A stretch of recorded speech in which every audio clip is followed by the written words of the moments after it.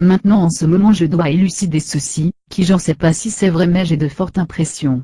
Avant de passer à la suite et au dernier, sinon j'aurais pas fini mais je pense, que nos rêves ne sont pas anodins, les miens maintenant sont conscients et je vois des personnages, que je ne connais pas qui en plus me transmettent quelquefois des savoirs anciens et quand je me renseigne, c'est bel et bien ce qu'ils disent, donc pour des rêves c'est quand même très convaincant, et j'ai des rêves prémonitoires et autres, bon en tout cas tous sont conscients.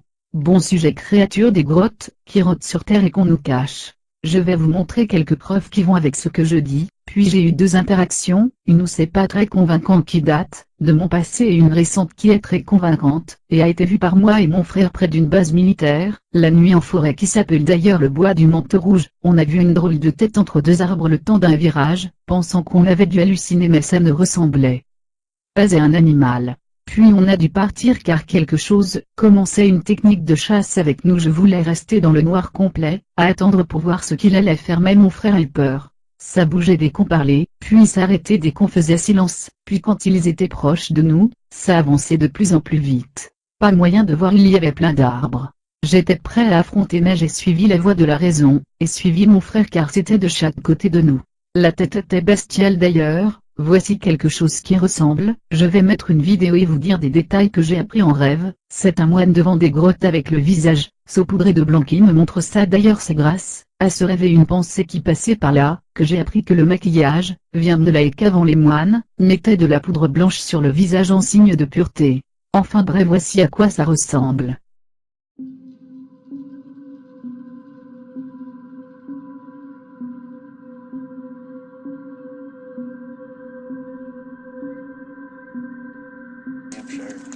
Oh fuck, the smoke is in my face. Well, you've been sharpening it for like 2 hours.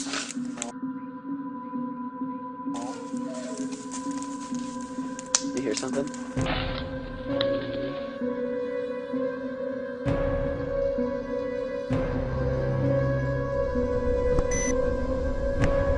What the heck is that? Oh my god!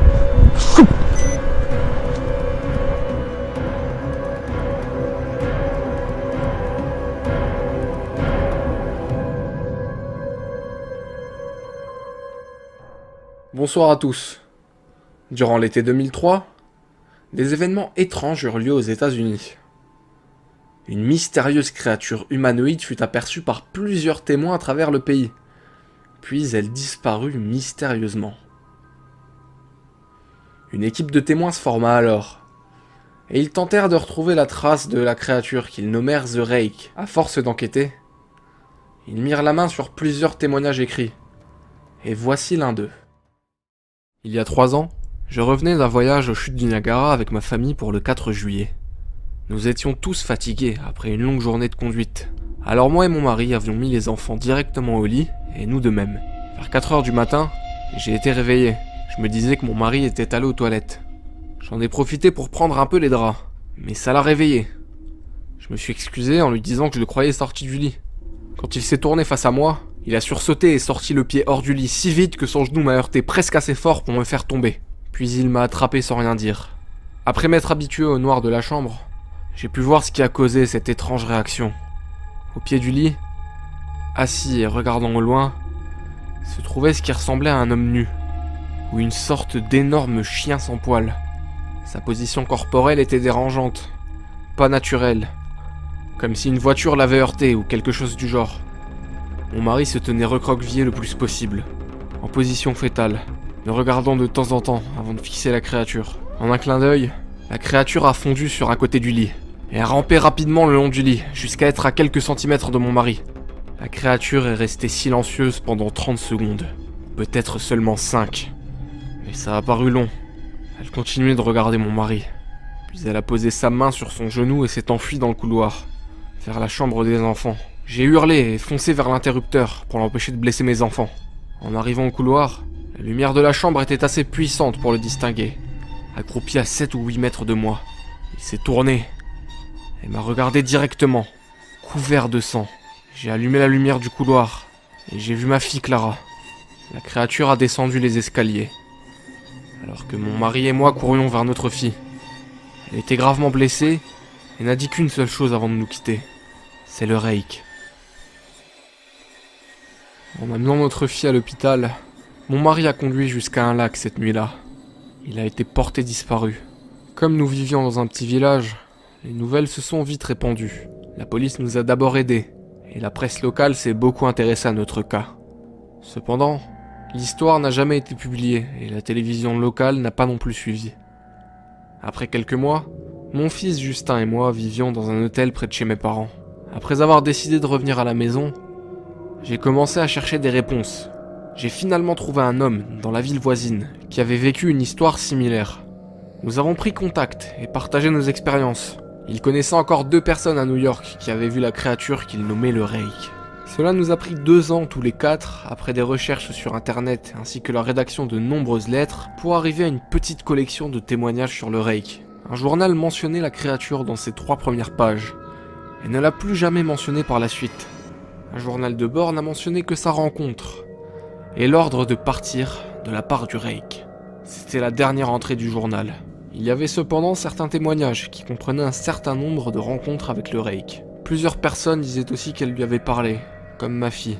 Cela finit par nous conduire à nous demander si le Rake nous avait rendu visite avant nos dernières rencontres. J'ai mis un enregistreur digital près de mon lit et l'ai laissé enregistrer toute la nuit, chaque nuit, pendant 2 semaines. J'ai scanné scrupuleusement chaque bruit de moi-même bougeant dans le lit à chaque réveil. Au premier jour de la 3e semaine, j'ai cru avoir entendu quelque chose de différent. J'avais trouvé une voix stridente. C'était le Rake. Je n'ai pas pu l'écouter assez longtemps pour commencer à le transcrire. Je n'ai laissé personne l'entendre pour l'instant. Tout ce que je sais, c'est que je l'ai déjà entendu. Je crois qu'il a parlé quand il s'était assis devant mon mari. Je ne me rappelle pas avoir entendu quelque chose cette fois-là. Mais pour une raison inconnue, la voix de l'enregistreur m'a rappelé instantanément ce moment. Les pensées qui ont dû traverser l'esprit de ma fille m'ont vraiment mis en colère. Je n'ai pas revu le Rake depuis qu'il a ruiné ma vie. Mais je sais qu'il est dans ma chambre quand je dors. J'ai peur qu'un jour je me réveille pour le voir me regarder dans la nuit.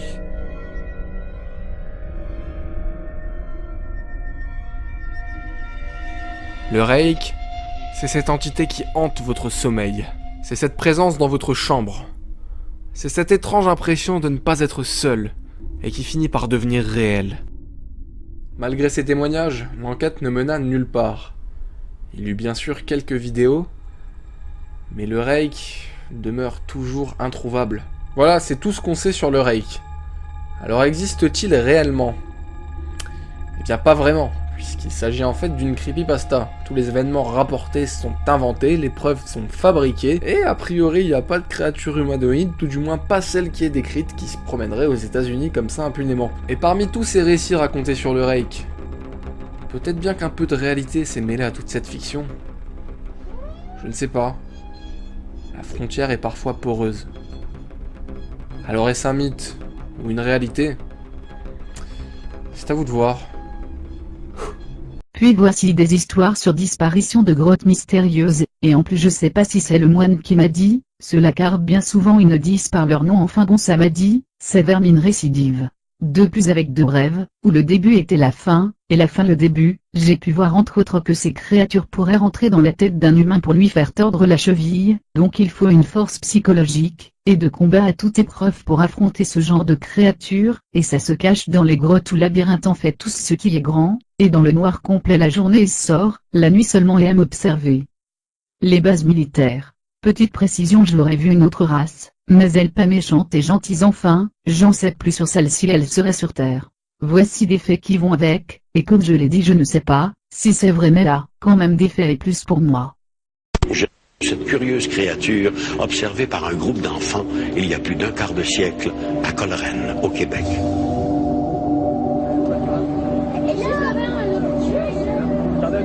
Septembre 1968. Dans le petit cimetière de Coleraine, au Québec, 2 hommes et quelques enfants avancent d'un pas décidé. La troupe se dirige vers un immense rocher situé complètement à l'arrière du cimetière. La particularité du rocher est une cassure formant une cavité étroite en son centre. Oui, c'était en haut puis en clavage. Et c'est justement cette caverne qui intéresse les visiteurs. Paul Bogus, le plus vieux des 2 adultes, se glisse à l'intérieur. Pendant un instant, il prête l'oreille, attentif au moindre bruit. Il écoute le silence, un silence troublé uniquement par les affirmations soutenues des jeunes restés à l'extérieur. Les enfants jurent que leur histoire est vraie, mais il leur en faudra beaucoup plus pour convaincre les adultes. Au bout de quelques minutes, Paul ressort de la caverne, exaspéré d'avoir mordu au piège que lui ont tendu les enfants. Son frère Claude décide alors de ramener les jeunes au bercail. Au moment où Paul regarde le groupe s'éloigner, un étrange ronronnement se fait entendre de l'intérieur de la crevasse.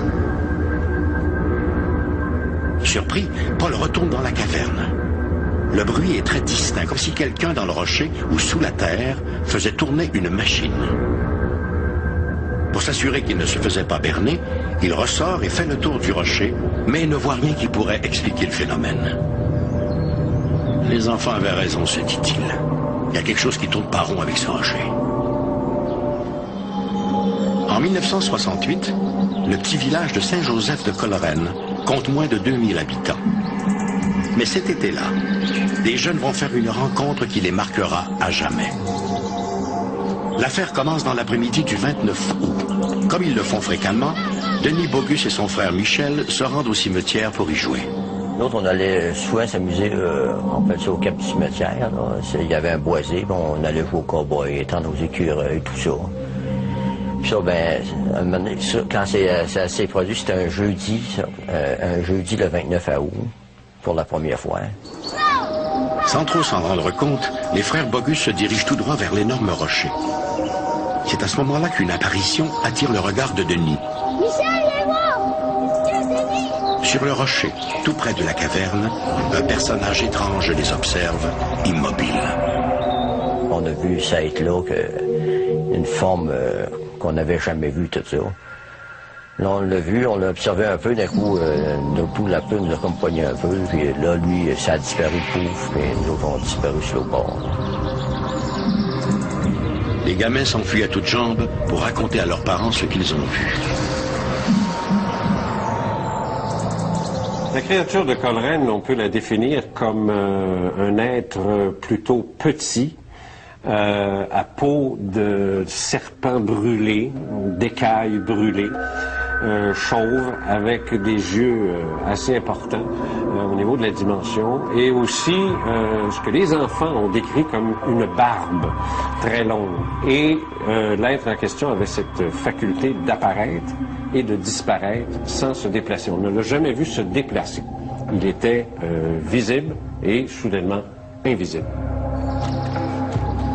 Le lendemain de l'incident, André Bogus et son oncle Pierre se rendent à leur tour au rocher pour trouver des indices prouvant l'existence de la créature.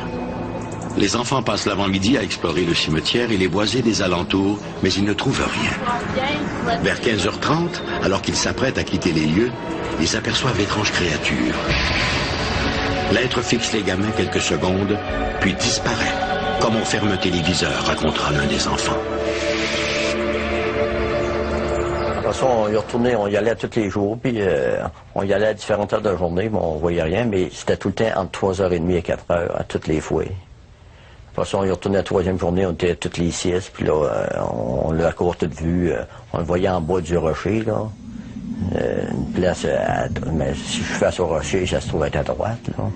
On le voyait là assez régulièrement, après ça, on l'a vu à côté de la charnière, là. L'histoire va donc se répéter le lendemain à la même heure. Mais lors de la 4e journée, Pierre Bogus convainc son frère Georges de l'accompagner au cimetière en matinée.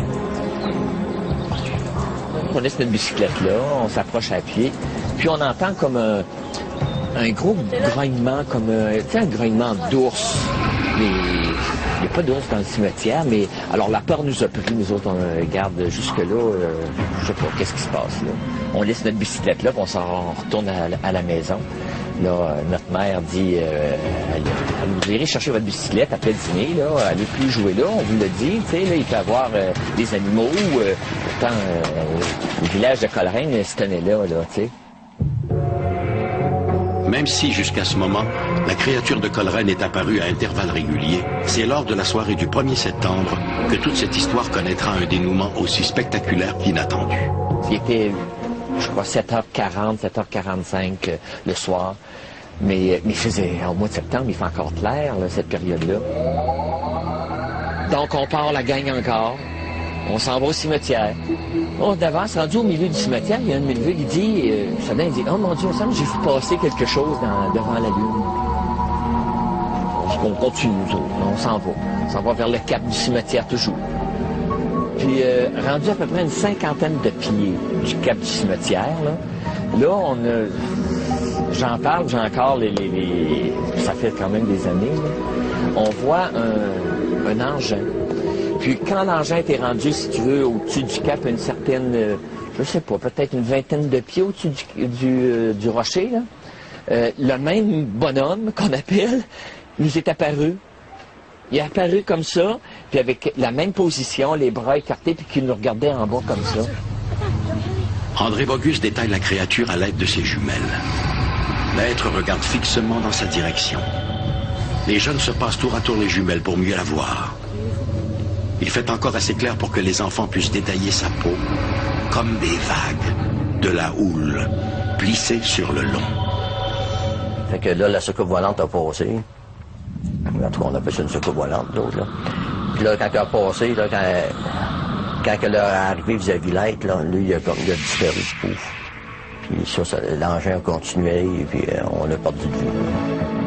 Ce sera la dernière fois que la créature fera son apparition, et malheureusement, seuls les enfants Bogus ont été témoins de ces apparitions échelonnées sur 4 jours.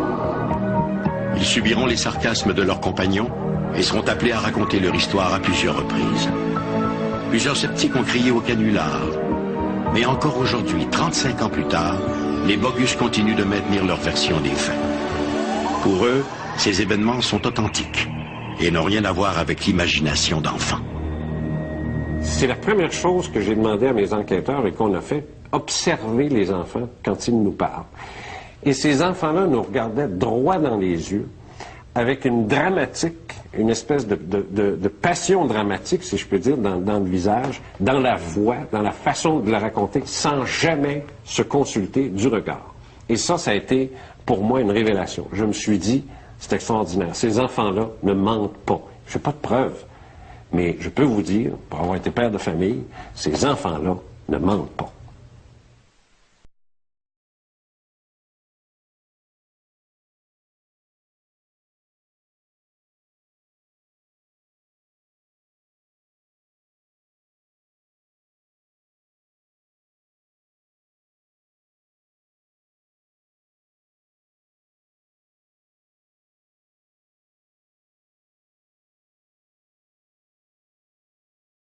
This hole is and kind of show you around real quick. So here we go.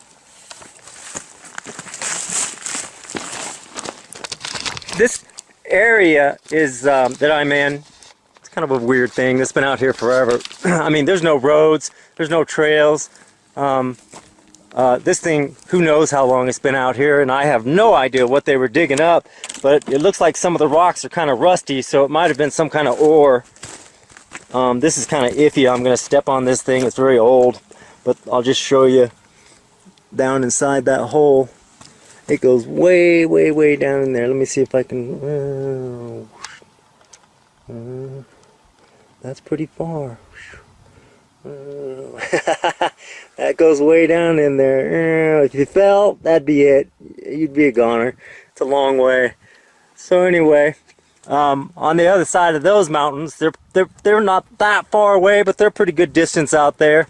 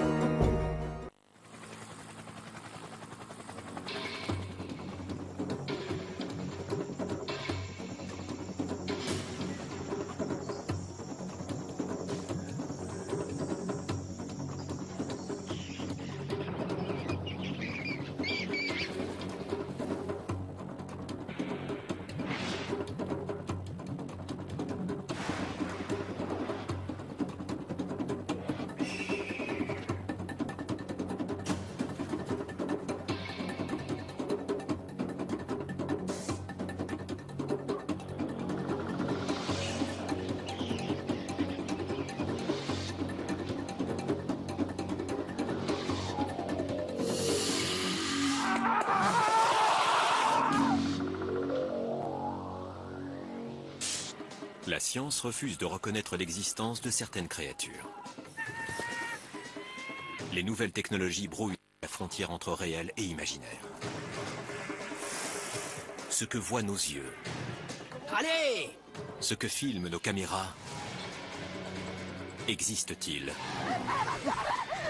Entrez dans un monde où la réalité se mêle à la fiction, où la science rencontre le mythe, où les cauchemars prennent vie.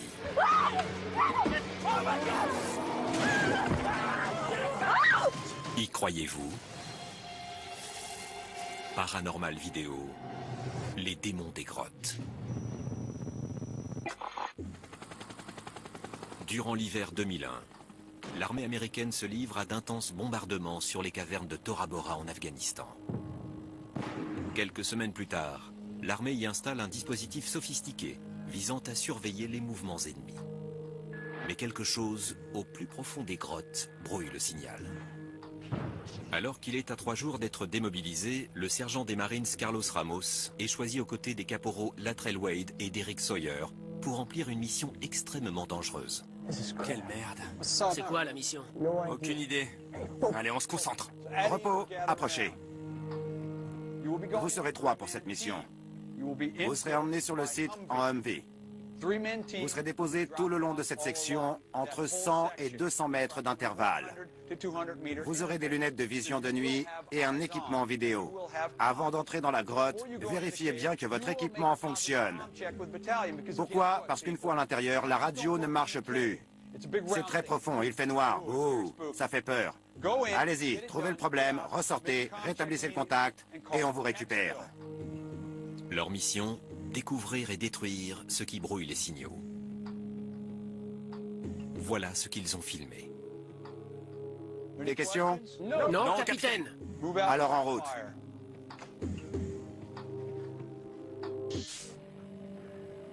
Coucou ma puce. Je suis censé prendre l'avion dans 3 jours.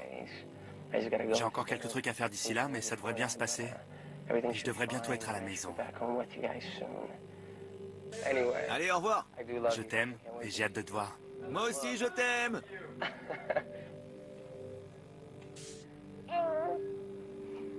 Coucou chérie. Regarde qui est là. Il a grandi, t'as vu? Il est énorme. Tu lui manques beaucoup et à moi aussi. Tu veux bien te dépêcher de rentrer? Tu fais coucou? C'est papa. Tu fais coucou à papa? Coucou papa.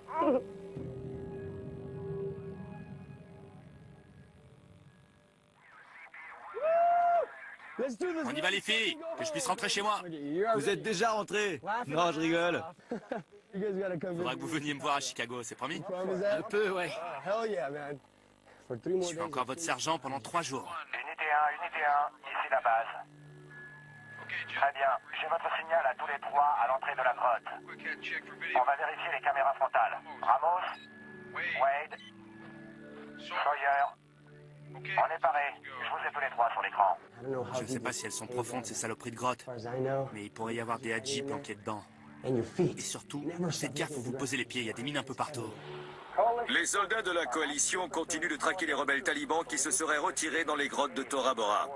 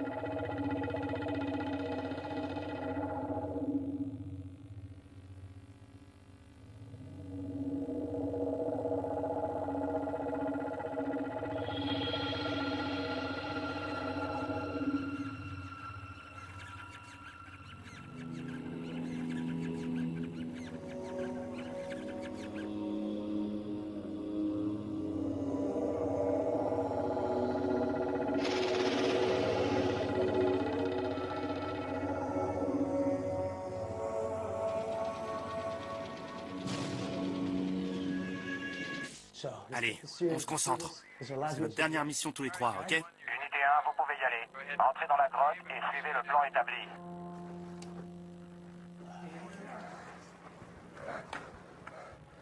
Oh merde.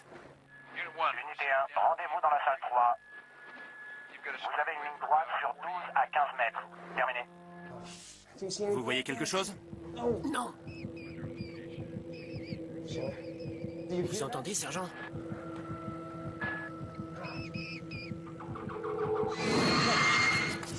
C'était quoi? Il y a des chauves-souris ici. J'ai horreur de ça. Le sergent Carlos Ramos et les caporaux Wade et Sawyer poursuivent leur mission dans les galeries des dangereuses cavernes de Tora Bora, à la recherche de ce qui provoque des interférences dans le dispositif de surveillance de l'armée.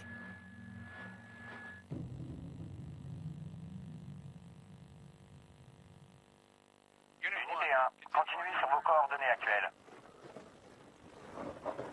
Ça fait flipper ici. Tout va bien, sergent? Ça va, ça va. Ah, ça sent fort ici. Ça fouette, tu veux dire? Oh! C'est quoi ce truc? Qu'est-ce qu'il y a? C'est du guano. Du quoi? De la merde de chauve-souris. Ça me rappelle une anecdote. Laquelle? Le coup dans la tente. Oh non! Racontez-moi. T'es vraiment un connard. Allez, quoi? Racontez-moi. Non. Ouais. Attendez. Elle est trop marrante cette histoire. Il était sous la tente, il a entendu un bruit, il a cru que c'était un ours. Un ours? Il n'a pas osé sortir. Et vous savez quoi? Il a pissé dans un sac en plastique parce qu'il avait peur. J'avais 8 ans, Wade. 8 ans, tu parles? C'est ça. 8 ans. T'étais tout seul? Non. Attends, c'est là que t'as décidé que tu voulais rentrer dans l'armée? Au sang. Heureusement qu'il n'y a pas d'ours dans cette grotte. Vous êtes vraiment des marrants tous les deux. Vous allez me manquer. J'ai un signal.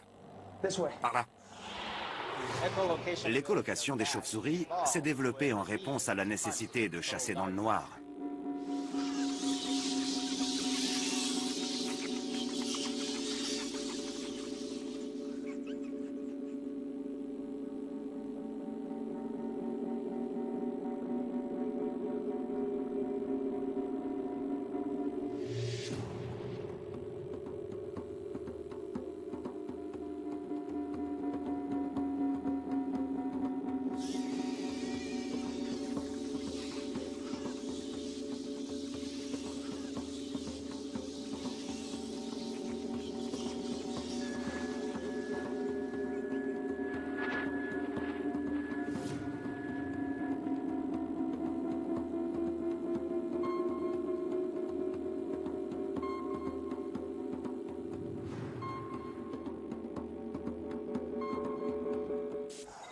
J'y vois rien.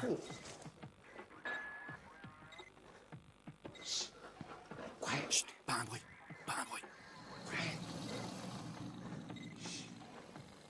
Bougez pas. C'est quoi? Je sais pas. Des chauves-souris. Laissez tomber les chauves-souris. J'aime pas ça. On a peur? Bien sûr que j'ai peur de ces saloperies. Allez, arrêtez de me faire chier avec ça. Sawyer, il y a un truc dont t'as pas peur, juste? Lâchez-moi un peu. Je suis là pour buter des terroristes, pas pour me taper des chauves-souris. Si t'as peur d'elle...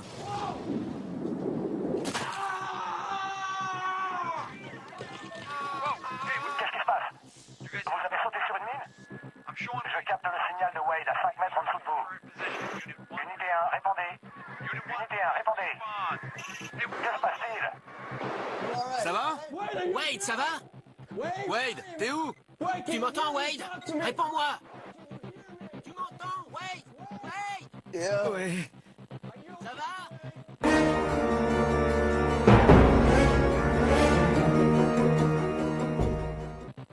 Non. Je crois que je me suis cassé le dos. On arrive, on descend. Accroche-toi.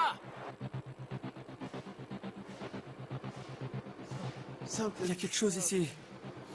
Il y a quelque chose avec moi. Wade!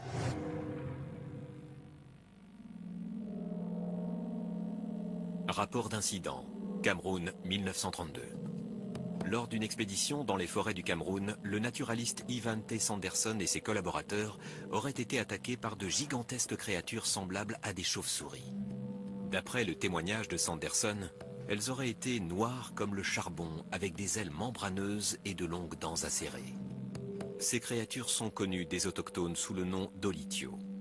Sanderson, lui, les surnomma les ancêtres de toutes les chauves-souris. Bien sûr que j'ai peur des chauves-souris. Si t'as peur d'elle... Au beau milieu de la mission, le caporal Wade est victime d'un engin explosif artisanal. Le sol cède sous ses pieds et il chute sur plusieurs mètres avant d'atterrir dans une cavité souterraine.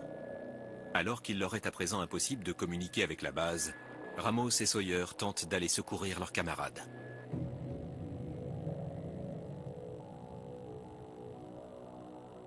Wade! Wade! On arrive, mon pote! Vous le voyez? Non, je vois rien du tout. Tiens bon, Wade! Ça va, sergent? Ça va, ça va.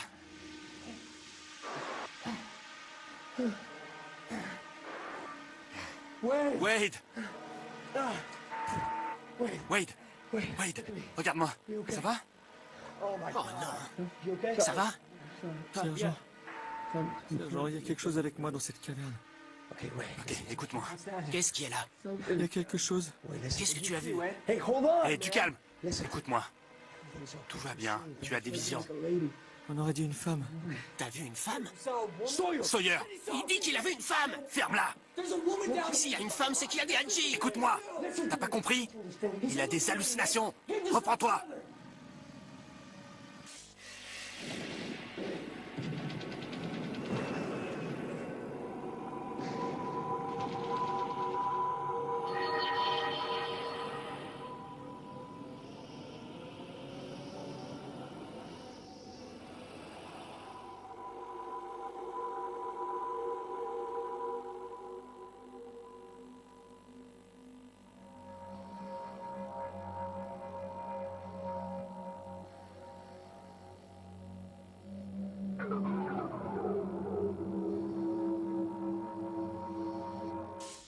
Tu veux laisser ton copain là? Non? Ben moi non plus, alors écoute-moi. On va le sortir de là, ok? Mais pour l'instant, j'ai besoin que tu te calmes, d'accord? Oui, sergent. Très bien. Écoute-moi. Ne bouge pas. T'as peut-être le dos cassé. Attendez. J'ai un signal. On s'en fout du signal. Attends. Sergent, s'il vous plaît. Tu veux nous obliger à revenir? C'est juste à côté d'ici. On va aller voir ce que c'est. On le laisse 2 minutes et puis on le sort de là et on n'aura plus jamais à revenir ici. Wade, on va te laisser juste 2 minutes, ok? Il faut qu'on termine la mission. Me laissez pas. T'en fais pas, on finit ça et après on va tous rentrer en vie, ok? Tiens bon, on en a pour 2 minutes. C'est juste à côté. On va régler ça, on revient et on te sort de là, d'accord? Tiens, ton arme. Si tu vois quelque chose, tu tires, ok? J'aime pas du tout ça, sergent. On va revenir te chercher. Me laissez pas, sergent. Me laissez pas. Tout va bien, t'en fais pas.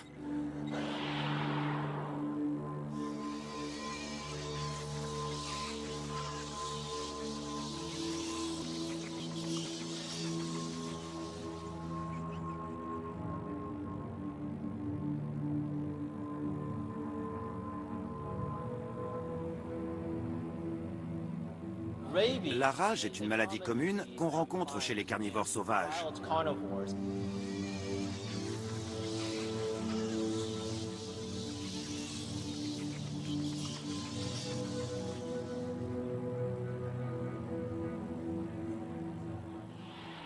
Allez.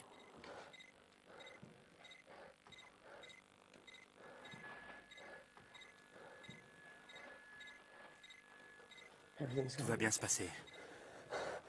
On y est presque. Le signal s'intensifie. Suis-moi. Suis-moi. On est prêt?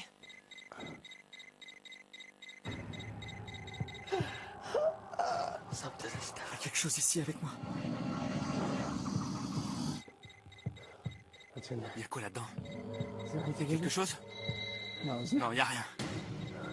C'est quoi ça derrière toi? Il y a quelque chose?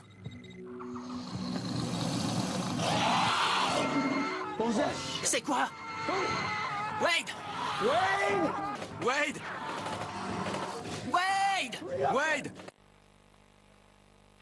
Coucou, c'est moi. Je voulais juste voir si ça allait. J'ai pas eu de nouvelles, alors je voulais m'assurer que tout allait bien. Tu veux bien me laisser un message? Que je sache que tout va bien. Je sais qu'il n'y a sûrement aucun problème, mais j'aimerais que tu m'appelles. Ou que tu m'envoies un message. Quelque chose. S'il te plaît, ça me rassurerait. Ok?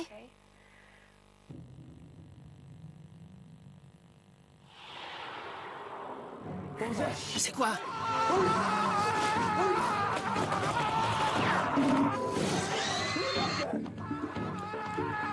Wade! Vite! Oh, c'est pas vrai! Il est... Oh, c'est pas vrai! Wade! Wade! Ça va? Réveille-toi! Sawyer, il est mort. Mais qu'est-ce qui a fait ça? Qui a fait ça? On n'aurait pas dû le laisser. On n'aurait pas dû le laisser. Sawyer, ils font ça pour nous faire flipper. Eh ben ça marche. Il faut qu'on continue. Il faut qu'on suive le signal. Il faut qu'on termine, Sawyer. Désolé, Wade.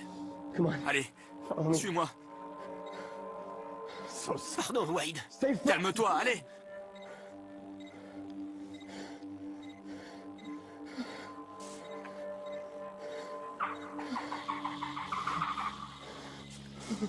C'est le même bruit que tout à l'heure.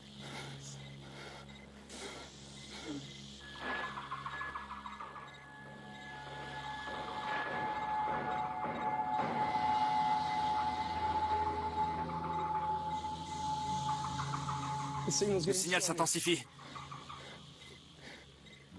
Je sais pas ce que c'est, mais c'est juste à côté de nous. Couvre-moi. Couvre-moi. Couvre-moi.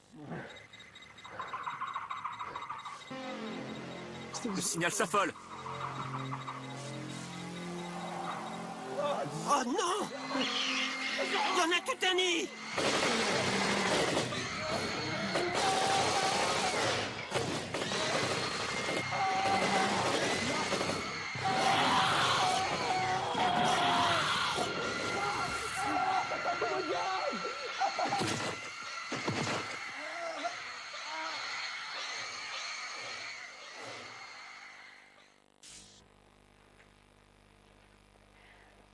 Coucou. J'attends toujours de tes nouvelles. J'espère que tu vas bien. Je suis sûre que tout va bien. Je m'inquiète. T'as pas appelé ou envoyé de message. Fais-moi juste un signe, s'il te plaît. Je sais que t'es occupé, mais 30 secondes. Ok?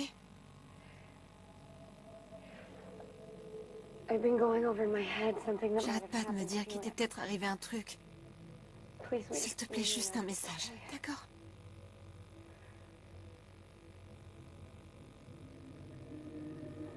Juste pour dire que tout va bien. Je t'attends, d'accord? Je t'aime.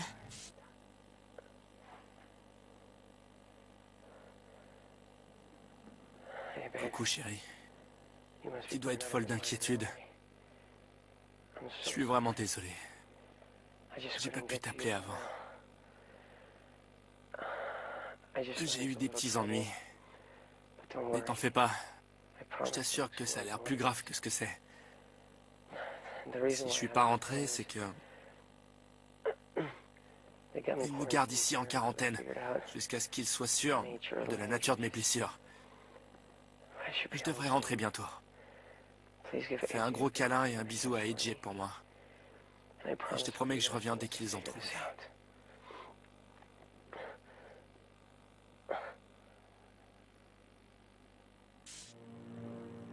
9 heures après la rencontre, une équipe de secours localise le sergent Ramos près de l'entrée des grottes. Il a perdu énormément de sang, mais il a survécu à l'attaque. Il est transféré dans un hôpital militaire où il est traité pour une forme rare de la rage. Après plusieurs mois en quarantaine, il peut enfin rejoindre sa femme et son fils. Les corps des caporaux Wade et Sawyer n'ont jamais été retrouvés. Les blessures du sergent Ramos montrent que ce qui a attaqué les 3 militaires cette nuit-là était bien plus grand en taille que toutes les espèces de chauves-souris connues de l'homme. À la lumière de ces éléments, une question s'impose. Ces créatures sont-elles parmi nous?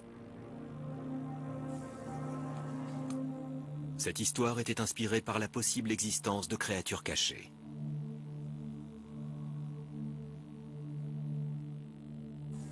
Le débat continue.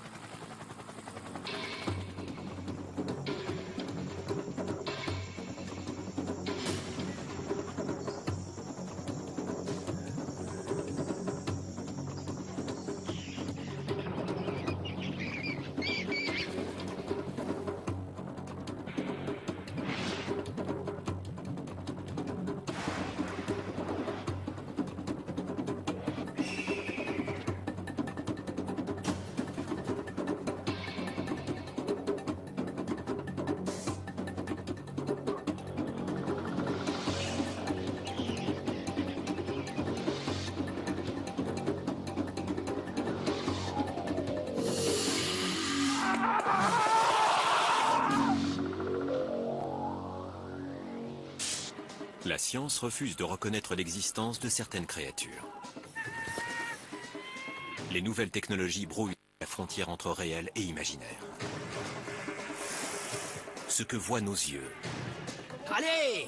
ce que filment nos caméras, existe-t-il? Entrer dans un monde où la réalité se mêle à la fiction, où la science rencontre le mythe, où les cauchemars prennent vie.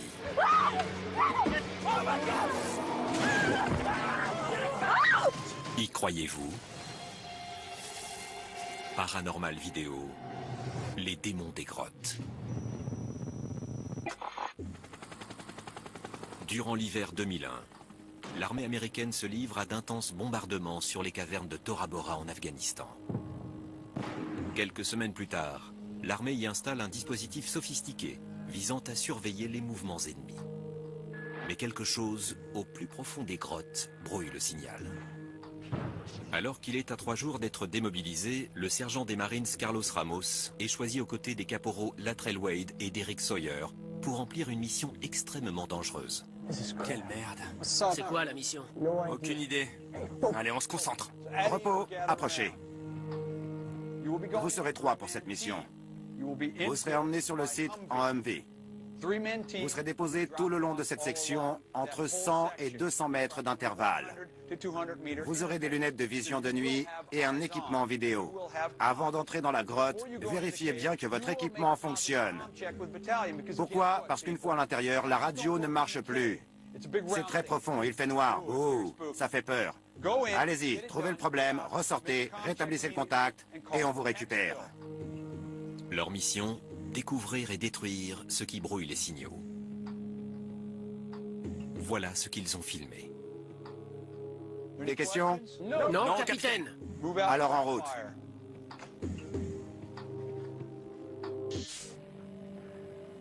Coucou ma puce. Je suis censé prendre l'avion dans 3 jours. J'ai encore quelques trucs à faire d'ici là, mais ça devrait bien se passer. Et je devrais bientôt être à la maison. Allez, au revoir. Je t'aime et j'ai hâte de te voir. Moi aussi, je t'aime.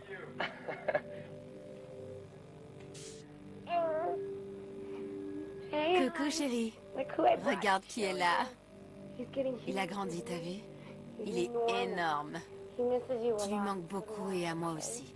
Tu veux bien te dépêcher de rentrer? Tu fais coucou? C'est papa. Tu fais coucou à papa?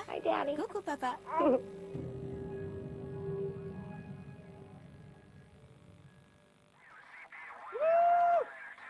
On y va, la mission tous les trois, ok? Unité 1, vous pouvez y aller. Entrez dans la grotte et suivez le plan établi.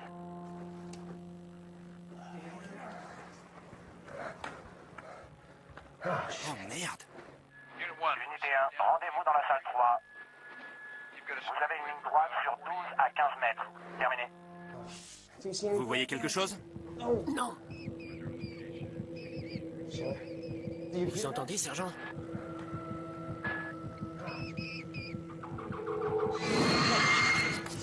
C'était quoi? Il y a des chauves-souris ici. J'ai horreur de ça.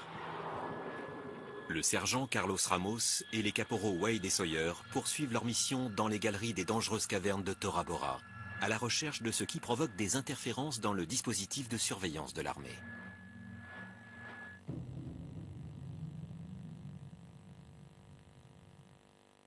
Unité 1, continuez sur vos coordonnées actuelles.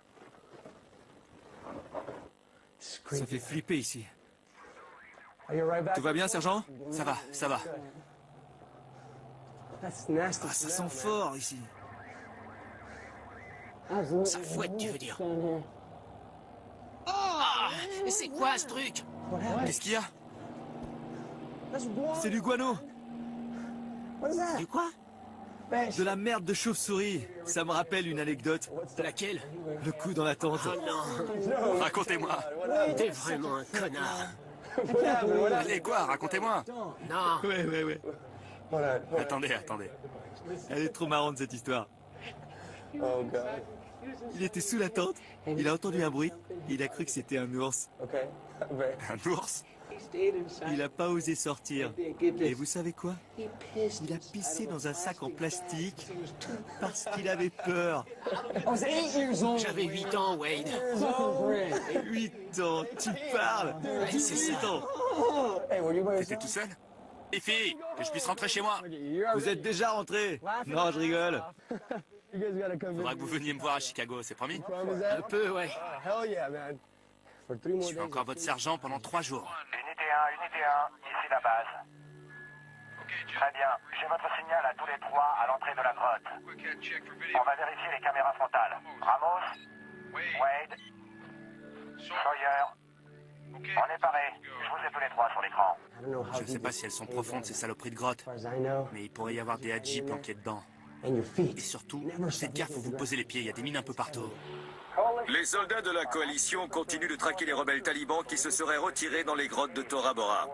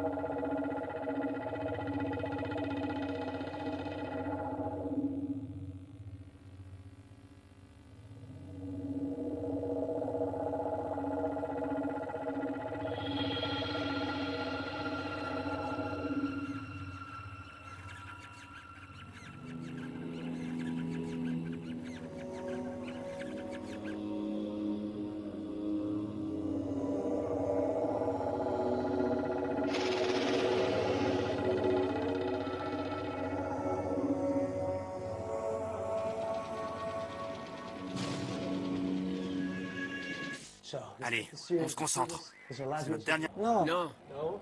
Attends, c'est là que t'as décidé que tu voulais rentrer dans l'armée? Au sang. Heureusement qu'il n'y a pas d'ours dans cette grotte. Vous êtes vraiment des marrants tous les deux.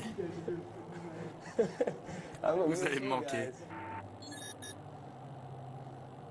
J'ai un signal. Par là. L'écolocation des chauves-souris s'est développée en réponse à la nécessité de chasser dans le noir.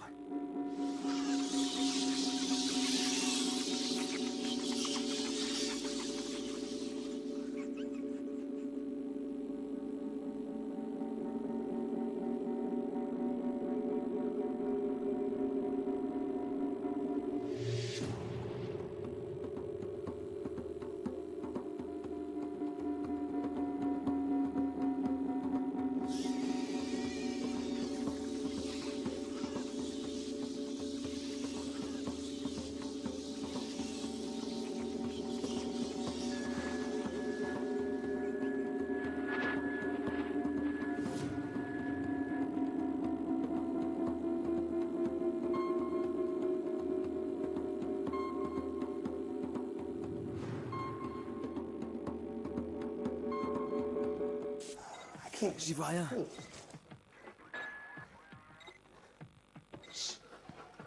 Chut, pas un bruit. Pas un bruit. Bougez pas. C'est quoi? Je sais pas. Des chauves-souris. Laissez tomber les chauves-souris. J'aime pas ça. On a peur? Bien sûr que j'ai peur de ces saloperies. Allez, arrêtez de me faire chier avec ça.